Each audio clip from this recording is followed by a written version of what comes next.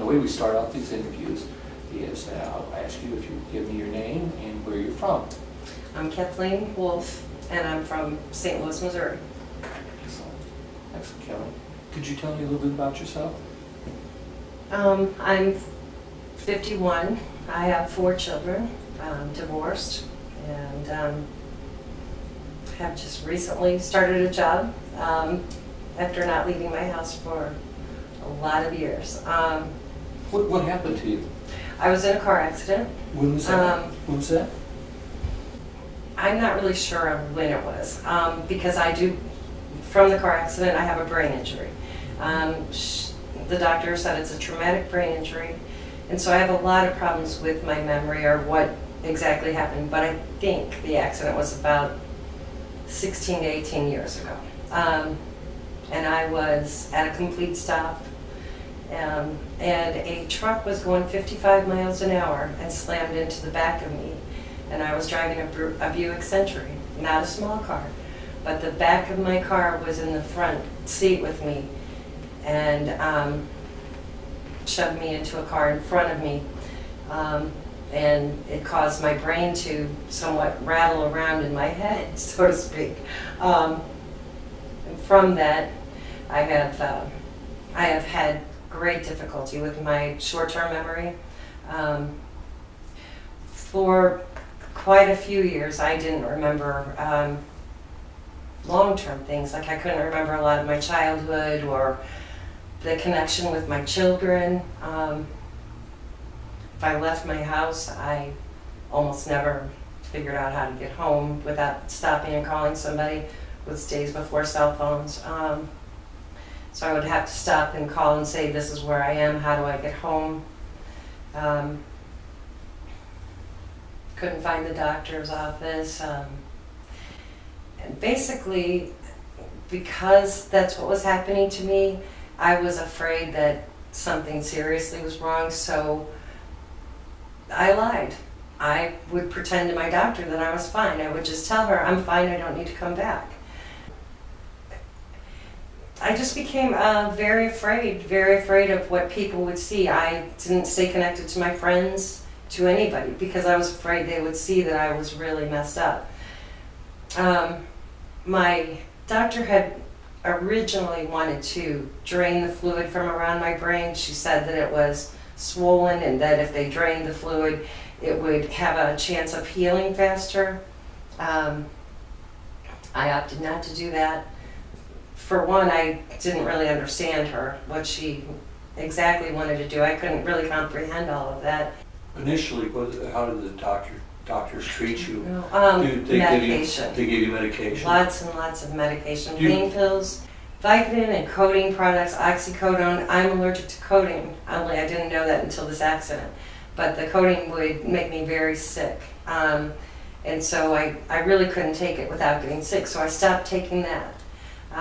They gave me tranquilizers for the stress, post-traumatic stress disorder that came with this accident. 180 Xanax every month that they wanted me to take. And I tried this for one day. It was like every 3 to 4 hours you're supposed to take another one. I had 2 young children. I had 3 kids living at home. One was a teenager, but 2 little kids, like 2 and 5, 3 and 5. And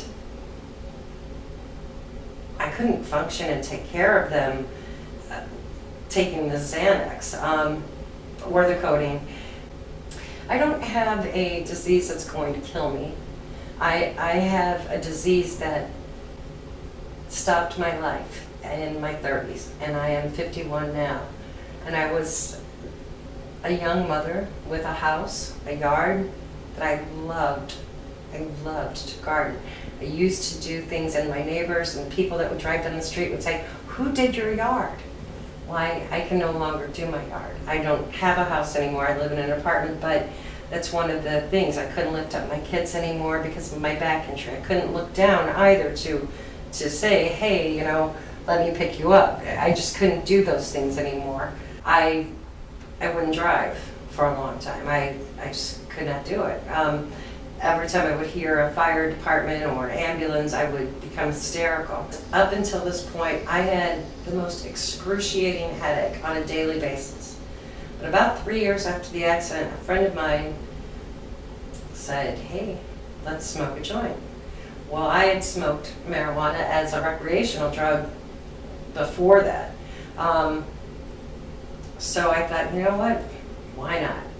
And I did, and my headache was gone for the first time in 3 years.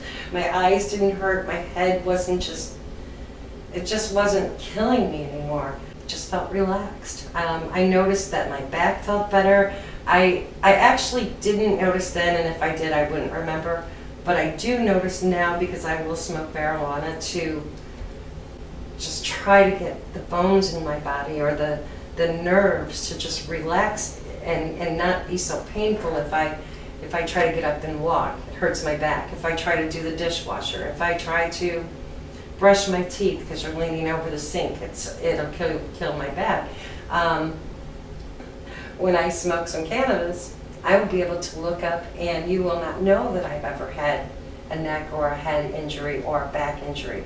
I'm able to bend and to move and to vacuum the floor, to sweep the floor. I can sleep without a sleeping pill. I can move around. I can do daily things that you're supposed to do to function, fold the clothes in the laundry, do a load of laundry. I can do something more than sit on my butt. When I don't have marijuana, I don't move very well. I get up and I try to walk, and I'm trying to get my back together. I'm trying to get my neck to do what it's supposed to do. A lot of pain. It's a lot of pain. People used to say, oh my gosh, you must be stoned because you can't remember anything. And I thought, I had no problems remembering anything. I didn't have to write down at people's phone numbers, directions. You tell me something, I knew it. And at 10 to 11 in the morning, I knew everything. At 10 after 11 in the morning, I knew nothing. And the difference there wasn't that I had smoked marijuana, it was that somebody drove a pickup truck into the back of my car and shattered my world, basically, my normal world, my June Cleaver world, and turned it into a nightmare. The pain that you feel isn't gone, it's just dull instead of sharp, instead of aching.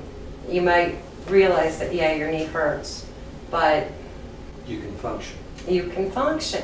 You can actually take a human step and not these little tiny baby steps. You can actually function. I can do all that. And when I smoke cannabis, I can leave the house. I can leave the house. I'm sociable. I talk to people. Yes, I'm still going to say things that are inappropriate. I'm probably always going to do that. But now it doesn't, if I'm smoking cannabis, I don't feel like, oh, what a fool you made of yourself. Instead, I can laugh it off. My doctors know, every doctor I've ever gone to know that I smoke marijuana. Most of them are for it. Most of them have said, if that's what helps you, then I think that's what you should do. Kathleen, I think you did very well. Well, thank you. I appreciate it very much. Thank you. I do too. Thank you so much. Okay. That's Did it go all right? Really? Very. I felt like